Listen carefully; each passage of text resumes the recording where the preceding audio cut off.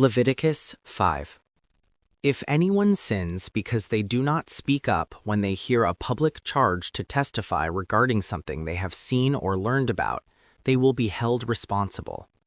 If anyone becomes aware that they are guilty, if they unwittingly touch anything ceremonially unclean, whether the carcass of an unclean animal, wild or domestic, or of any unclean creature that moves along the ground, and they are unaware that they have become unclean, but then they come to realize their guilt, or if they touch human uncleanness, anything that would make them unclean, even though they are unaware of it, but then they learn of it and realize their guilt, or if anyone thoughtlessly takes an oath to do anything, whether good or evil, in any matter one might carelessly swear about, even though they are unaware of it, but then they learn of it and realize their guilt.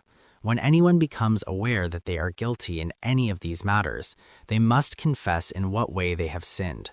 As a penalty for the sin they have committed, they must bring to the Lord a female lamb or goat from the flock as a sin offering, and the priest shall make atonement for them for their sin.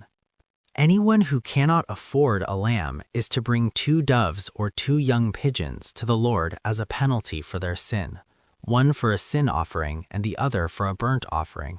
They are to bring them to the priest, who shall first offer the one for the sin offering.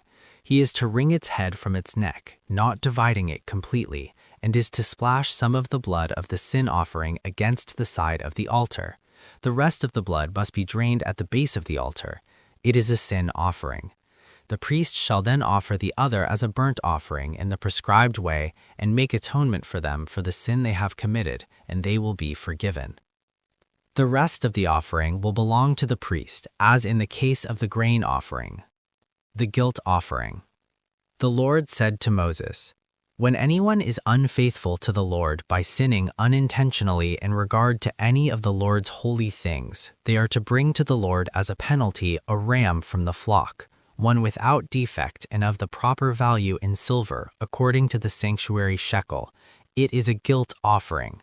They must make restitution for what they have failed to do in regard to the holy things, pay an additional penalty of 1/5 of its value, and give it all to the priest. The priest will make atonement for them with the ram as a guilt offering, and they will be forgiven. If anyone sins and does what is forbidden in any of the Lord's commands, even though they do not know it, they are guilty and will be held responsible. They are to bring to the priest as a guilt offering a ram from the flock, one without defect and of the proper value.